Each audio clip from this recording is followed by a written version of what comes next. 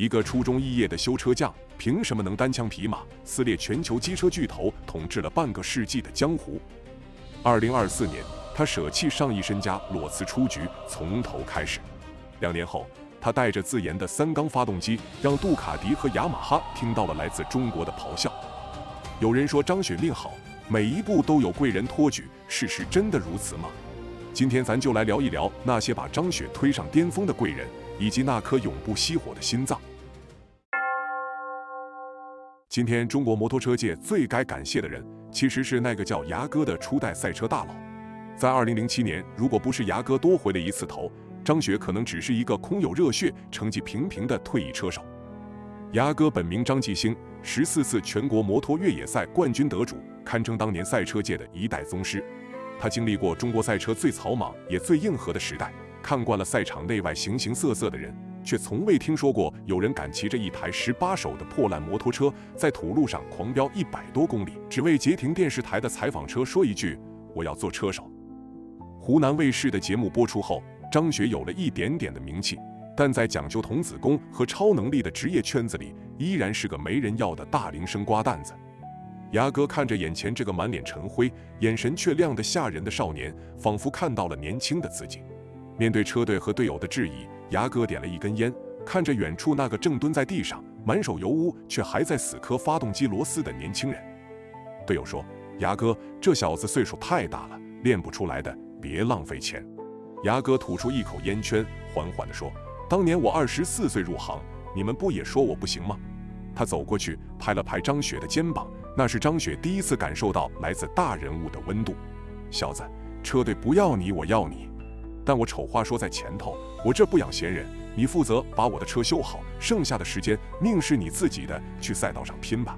那一刻，张雪知道他赌赢了，而牙哥却不知道，他押中了一个未来能改写中国摩托车历史的疯子。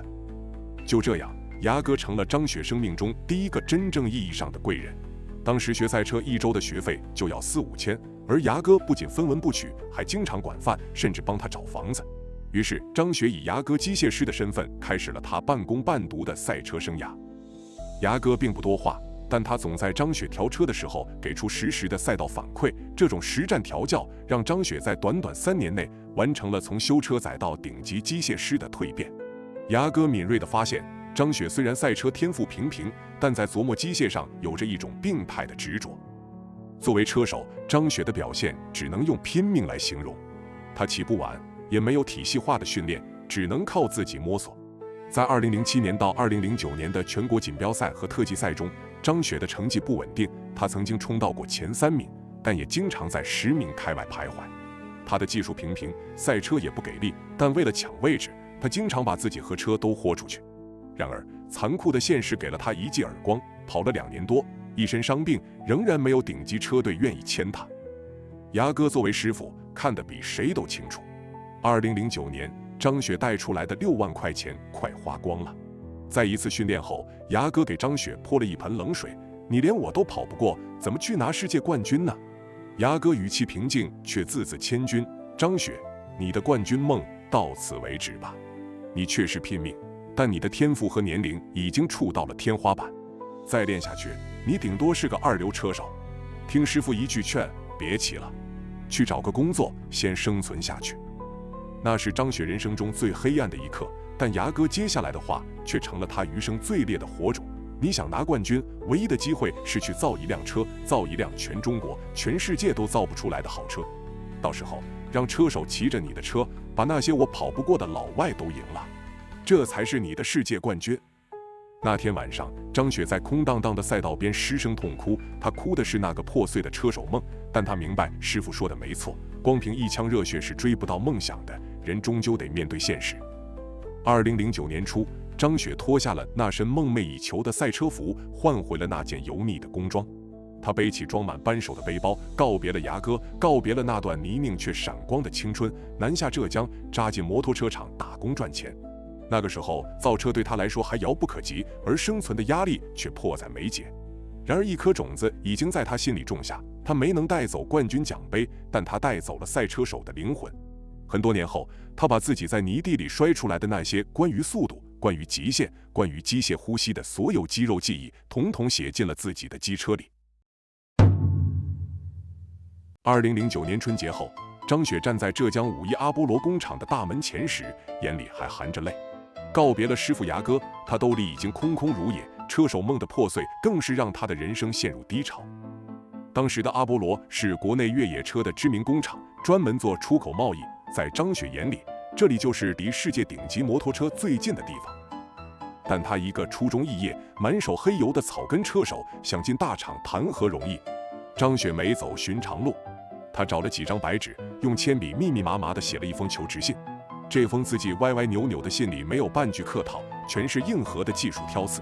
他详细列举了阿波罗出口样车的多项缺陷，并结合自己修车和赛车的实战经验，给出了精准的改进方案。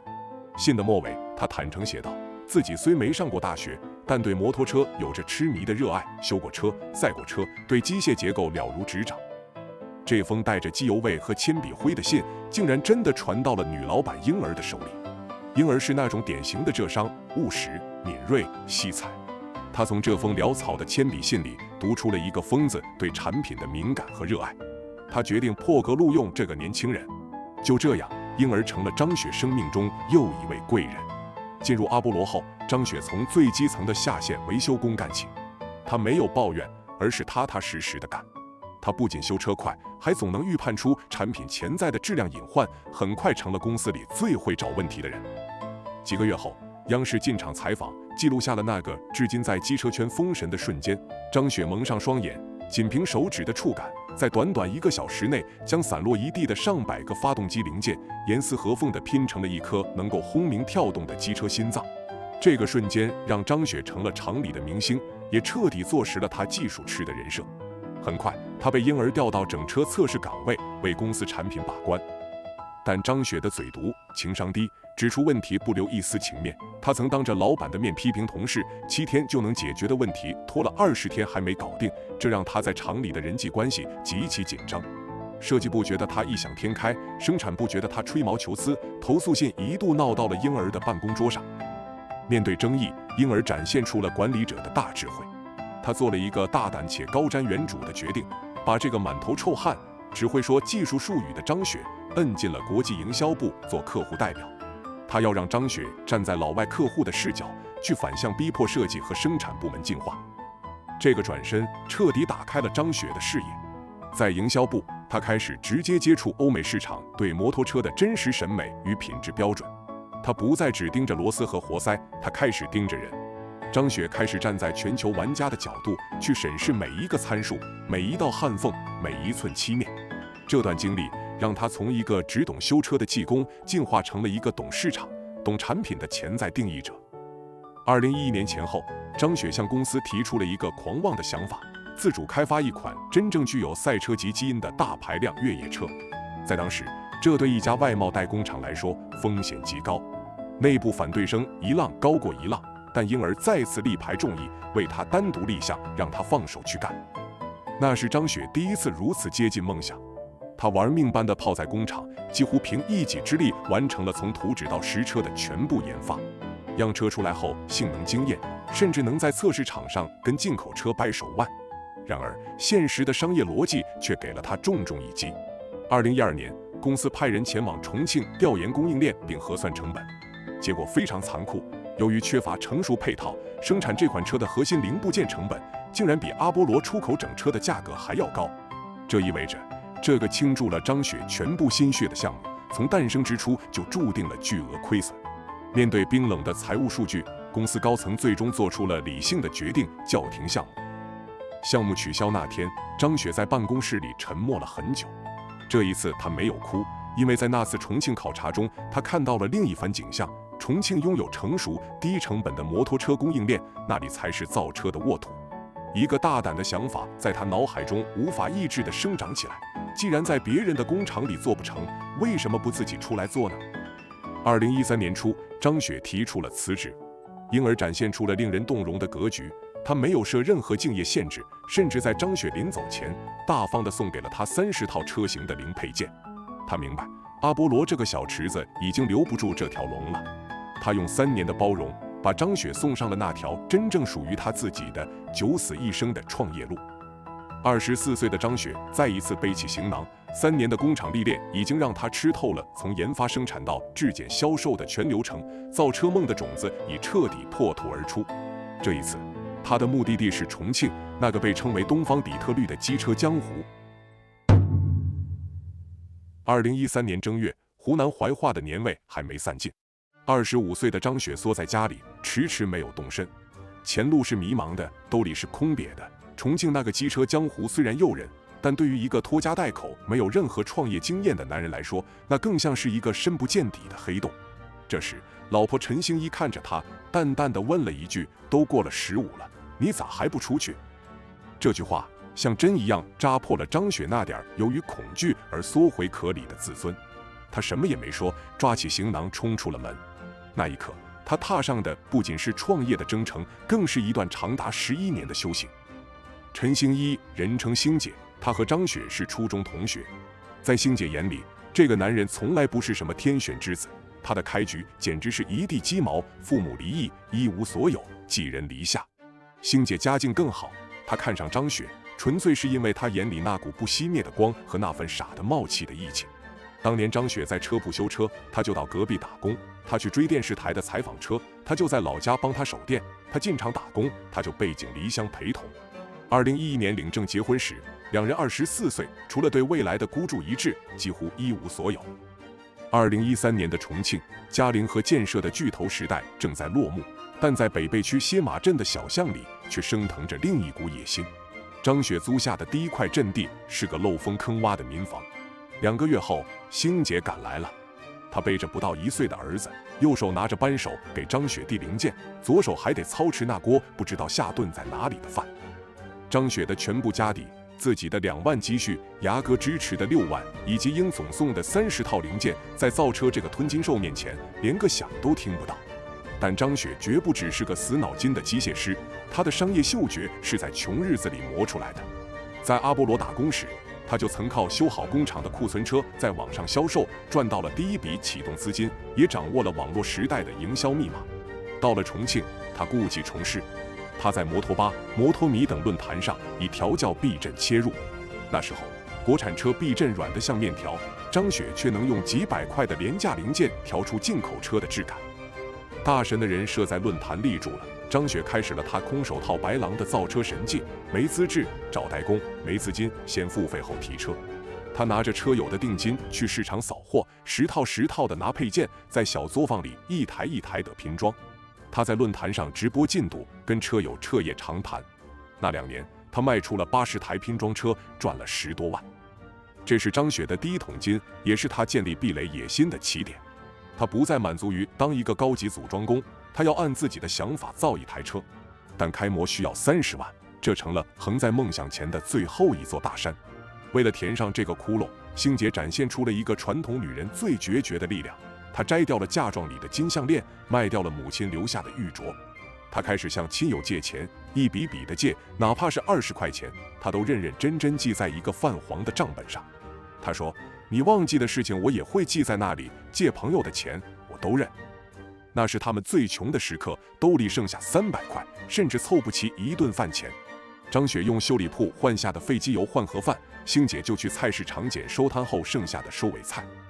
2016年，在与黄河摩托合作，投入超过100万后，张雪的第一台作品自由 250X 诞生了。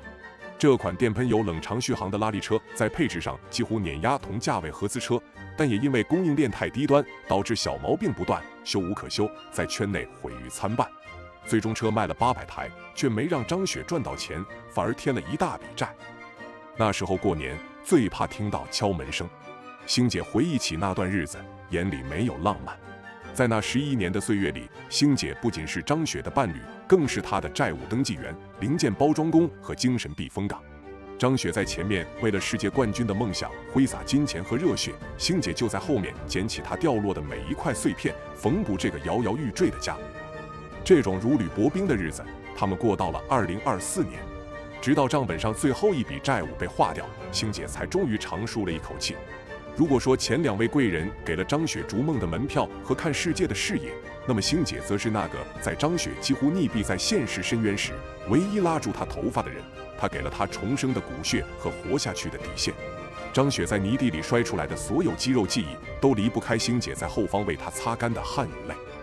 自由系列产品的开发让张雪深刻意识到，光靠改装技术和堆砌配置是不够的，没有稳定的供应链和品控体系，造不出真正的好车。他将眼光投向更大的平台，一个关于工业化和品牌化的野心在他心中猛烈燃烧了起来。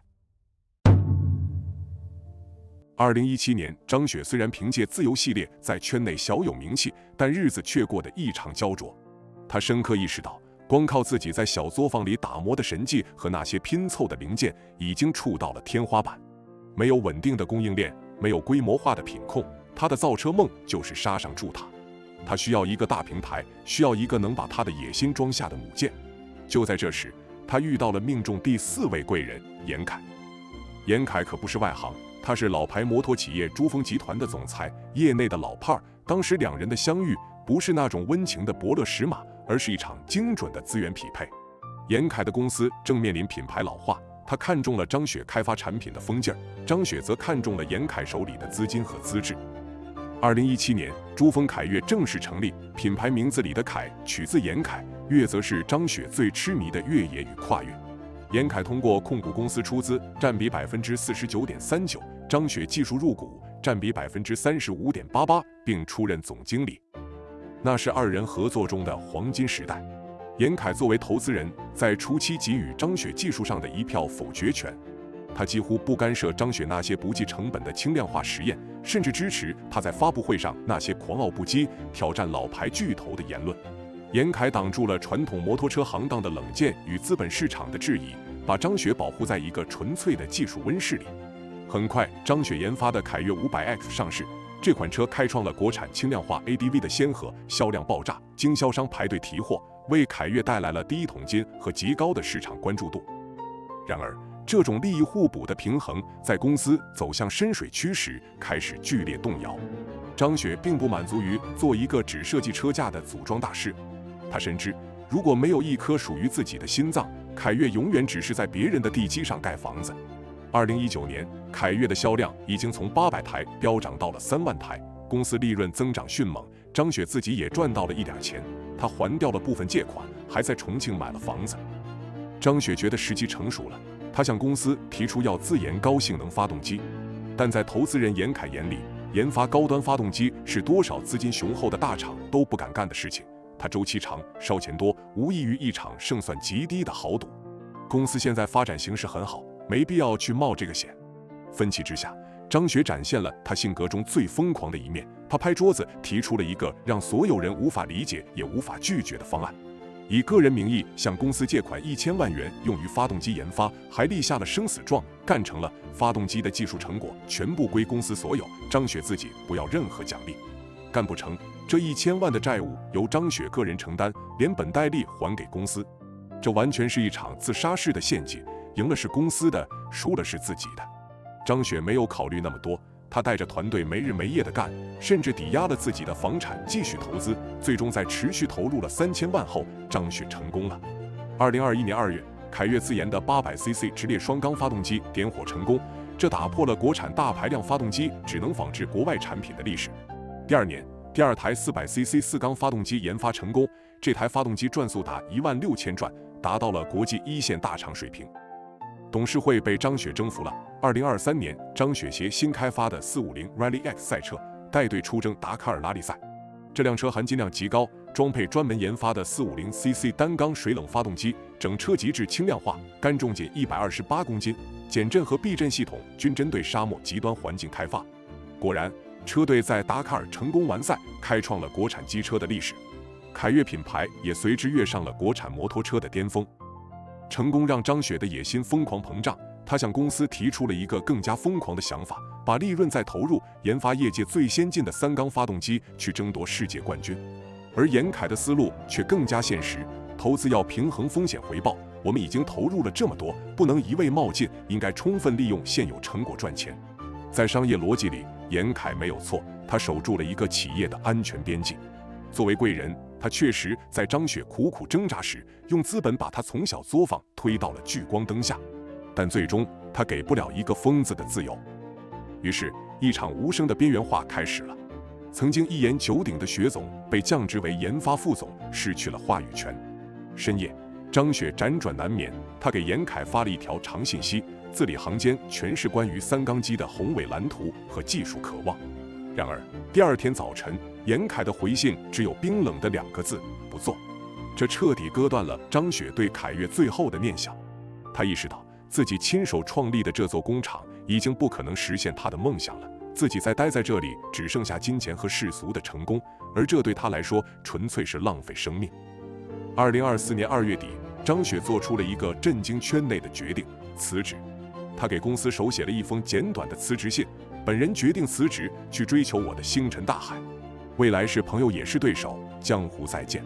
他放弃了自己持有的估值上亿的36%股份，放弃他抵押房产投入的资金，连那些倾注心血的发动机专利也全部留给凯越。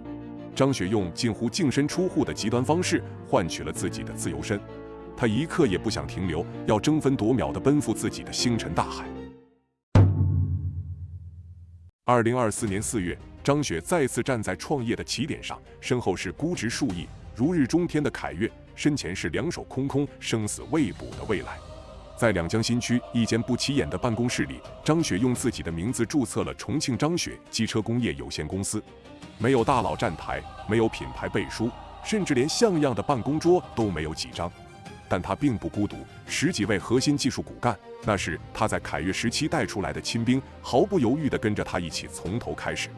他们相信这个男人的判断，更相信他那双能听懂发动机心跳的手。